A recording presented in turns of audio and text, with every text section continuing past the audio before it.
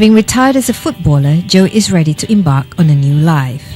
This time, as a philanthropist. He set up the Giovanni Van Bronckhorst Foundation last June, and one of its missions is to help children of Indonesia to achieve their full potential, train their football skills from a young age, and increase their team spirit and sportsmanship. Coaching clinics like this one can help the young gain knowledge through first-hand experience playing in a football game with a professional footballer like Joe himself. 6 or 7-year-old, of course, it brings us to the Giovanni Van Bronckhorst Foundation. Tell me about it. Why is it important for you to set up a foundation? Well, just the feeling I had together with my wife. It started. So we started talking about it around 3 or 4 years ago. About starting our own foundation and try to help and inspire children. And so we're now 4 years later.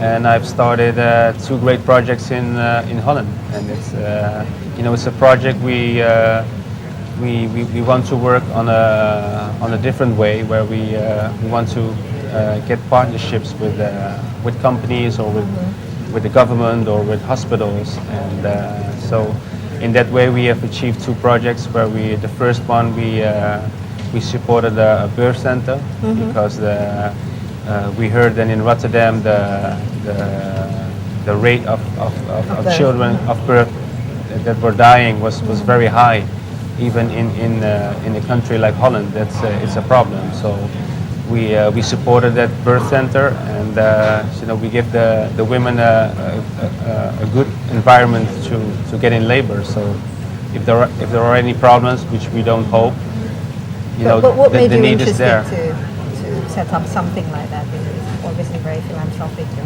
Yeah, because I think it's the start of your life is very important, and for us we had a experience as well in our own life.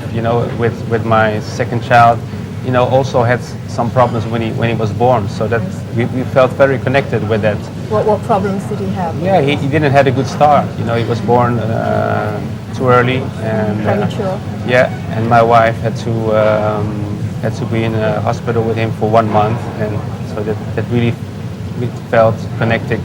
The way children need to be born. In a good environment, and if there is a problem, it can be helped. And in Holland as well, we don't have a law where you have to get in labor into the hospital. So a lot of women are getting in labor at their home, and the homes they have, sometimes they aren't very good, and that's why that they have so much problems. So well, you have this problem in Holland, especially even more in Indonesia. Yes. And so how will the foundation itself work in Indonesia? What are you hoping to see?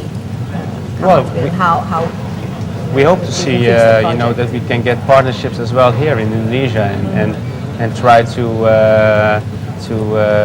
get the children for a better development in education, in football, and for their health. I mean, that's very important, because it's something we all have to worry about, because the children are the future. And if I can give something back to the community, in Holland and also in Indonesia, because I feel connected with both countries. I think it's good for me, but most of all, it's very important for the children. Is it important to teach children football? I mean, from a young age, not only so that they can be better, but just for I think it's very important, for the values because being a football player when I was young, it learned me a lot of stuff. Learned me to have discipline. It learned me to work together with other people, and to respect my colleagues and the opponents. So there's so much more in football than people might think. On one evening during Joe's visit in Jakarta, the Giovanni Van Bronckhorst had a charity dinner where they auctioned a number of Giovanni's jerseys, as well as those of his former teammates at Barcelona, such as Lionel Messi, Andres Iniesta and Xavi Hernandez.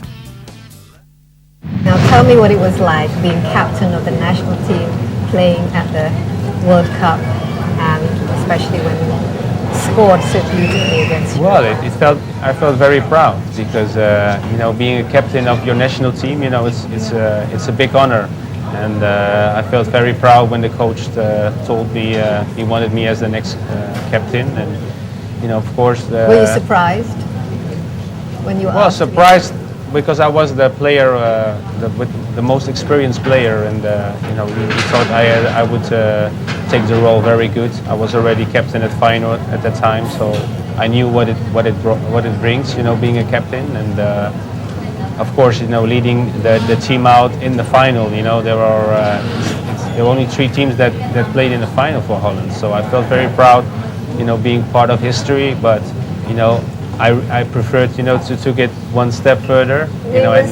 Yes, but that's football. It's you can win, you can lose, and of course you do everything to win. But in the end, if you lose, you have to congratulate the opponent and make sure the next time when you get the chance, you'll be ready again. But how did you feel when the whistle blew and then you just missed that, being the Well, I felt, world of course, I felt really disappointed. I mean, it's the thing we really wanted. That's why we came to South Africa, to bring the cup home, and we almost achieved it. But of course, after losing such a big match, you feel disappointed. But now I feel more comfortable with it, because life goes on. You can sit and wonder for years, what if we won it. But if you were to share with me the secret of the strategy of the team of being out there, what would you say? What was your leadership as captain? Well, I think a leader is you have to make sure that the team is actually a team. I mean, it doesn't start on the pitch. It also starts when you're in the hotel or training or having meetings, or you sit at a table at each other. You make sure that everyone has the same goal, and that's being successful for your team. So I think that's very important as a captain. You make sure that the team is disciplined, but being a captain of the Dutch squad with so many quality players playing for the biggest team, it's quite an easy job. But I felt very honored to do it, and hopefully the next captain can lift the trophy in the future.